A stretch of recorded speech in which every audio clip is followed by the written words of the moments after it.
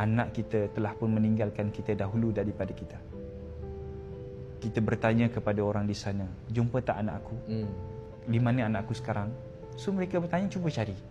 So kita mencari di alam barzah, satu alam yang misteri, tak tahu daripada mana dan tak tahu kedudukan alam barzah ni di mana. Satu alam dan satu dimensi yang lain. Kita mencari satu alam barzah, mencari anak kita. Sebab kita tengok anak kita dah pun mati di pangkuan kita. Kita yang bacakan kalimah la ilaha illallah, kita kan baca kalimah itu kepada anak kita. So tak kala kita mencari satu alam barzah, tak jumpa.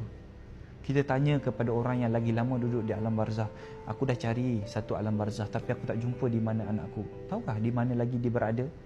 Maka ulama-ulama yang duduk di alam barzah akan mengatakan kepada kita, wahai fulan bin fulan, bersabarlah. Kalaulah kamu tak jumpa anak kamu di sini, barangkali anak kamu telah pun ditempatkan oleh Allah di satu perkumpulan roh yang tidak beriman kepada Allah. Setiap hari mereka diazab oleh Allah.